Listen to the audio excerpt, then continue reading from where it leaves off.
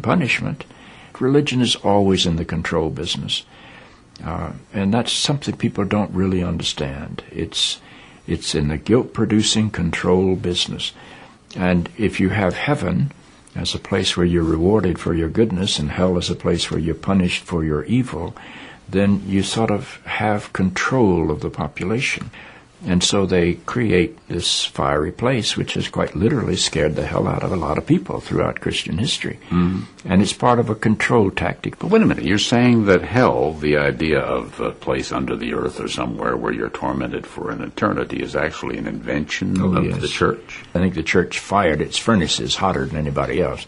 But I think there's a sense in most religious life of reward and punishment in some form. The church doesn't like for people to grow up, because you can't control grown-ups. That's why church doesn't like for people to grow up, because you can't control grown-ups.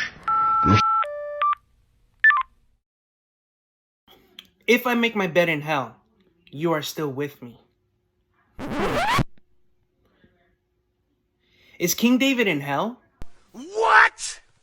Let's dive into this and let's see where this verse comes in, because it seems like there's a mistranslation. Sit back and relax and let's tune in.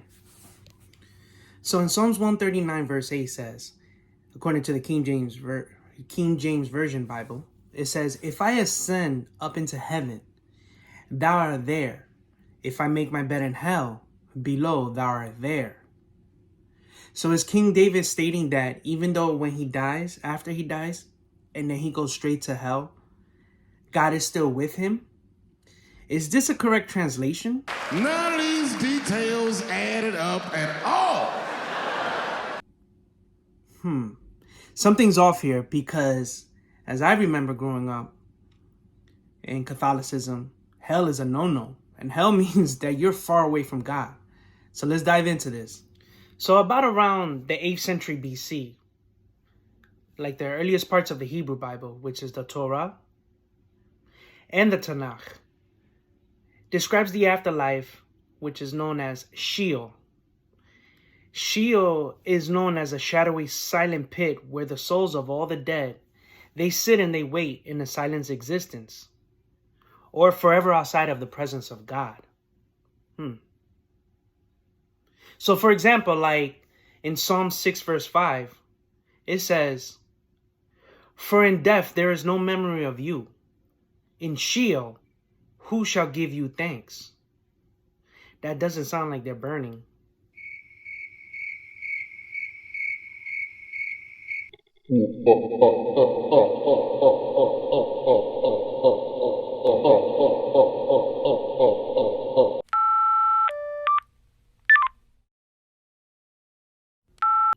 That more sounds like they're just sitting there and waiting, knowing that they're far away. In Ecclesiastes 3 verses 20, here it says, "All go to one place, all from the dust, and all turn to dust again."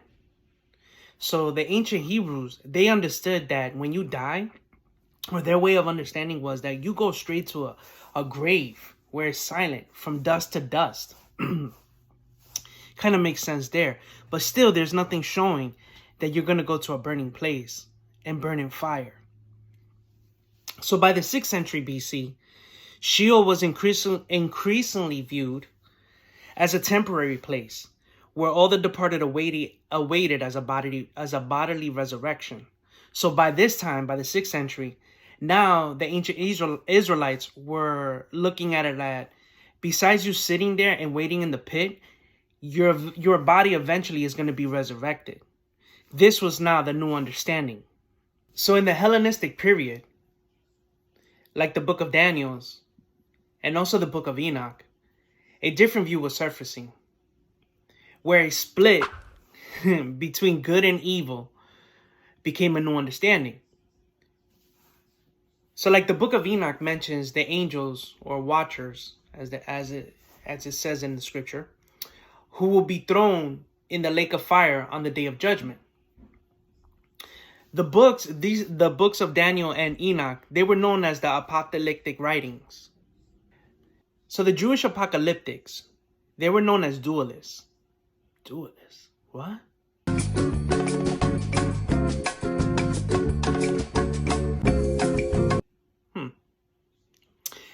This means that they believe there were two fundamental components of reality.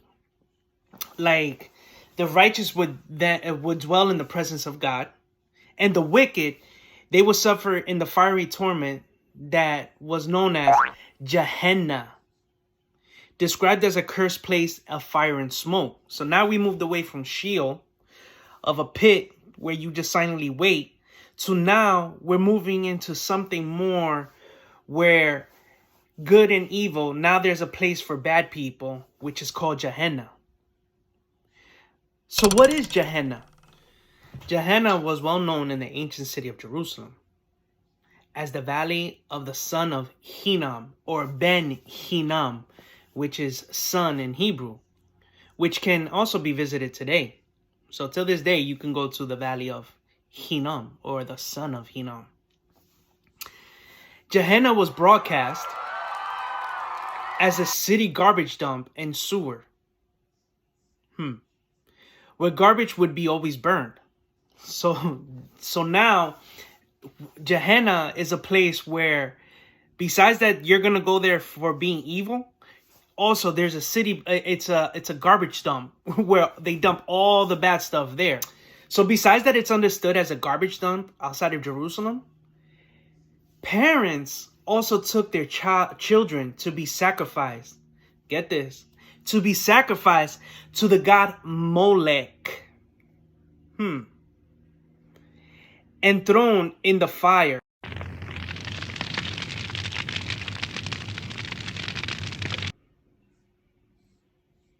So now we have parents, besides it being a bad place, now we have parents pretty much just throwing their kids into a burning place to sacrifice to the god Molech.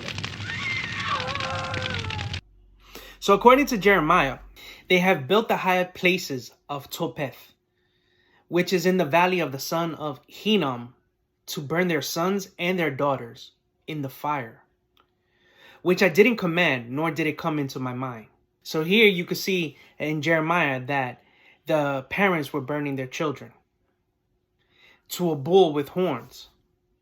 Maybe this is where they got the idea of the devil with horns.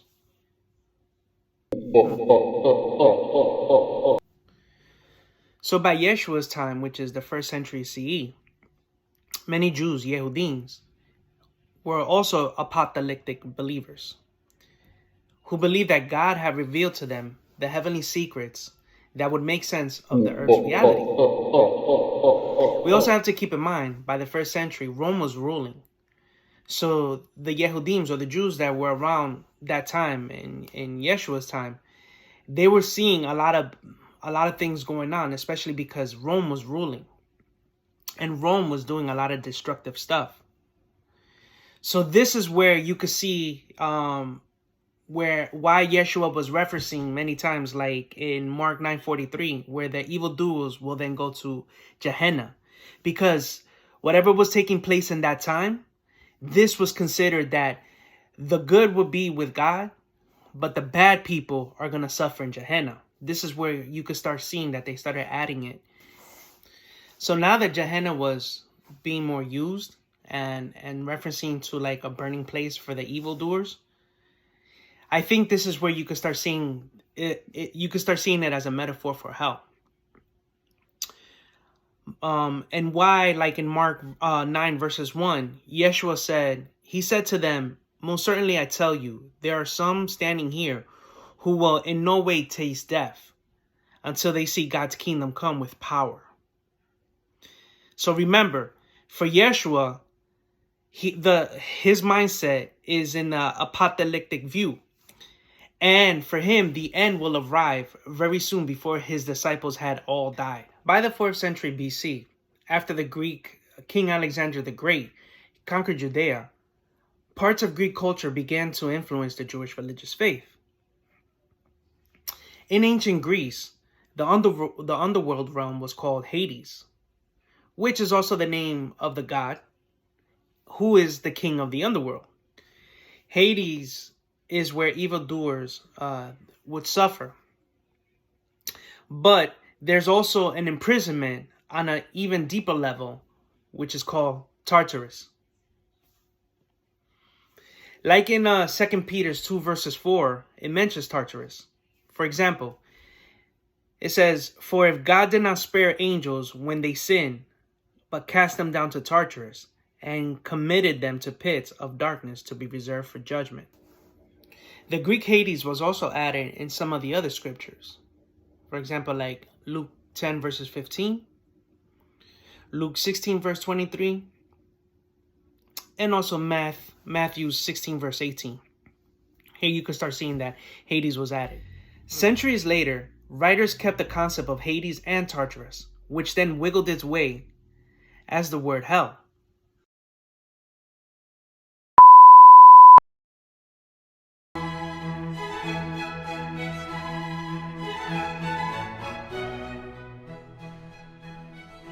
Now that Hades and Tartarus replaced Gehenna and Sheol from the Greek translation, this became the word of the day.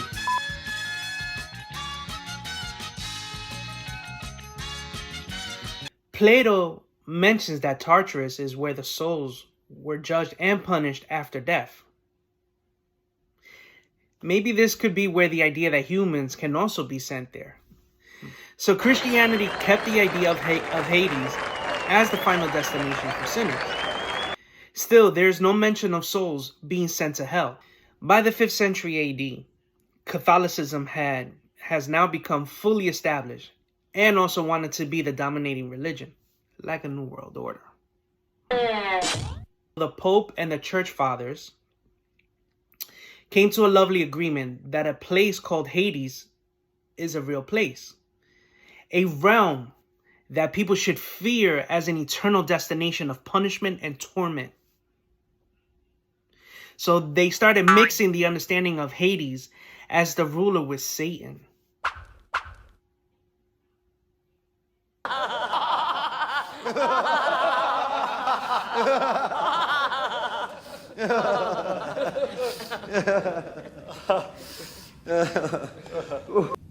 Funny thing is, there's no mention in the Bible of Satan and his demons ruling in hell.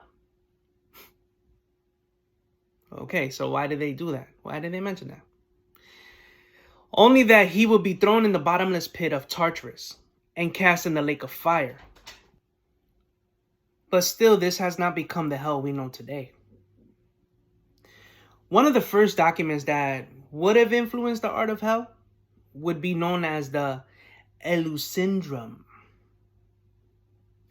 which is a Christian theology and a folk belief, originally written in the late 11th century by Honorius of Alton, which talks about the Antichrist, the second coming, the last judgment, purgatory, and the pains of hell, described in vivid details. But perhaps the most over-the-top description of hell was offered by the Italian poet Dante at the beginning of the 14th century,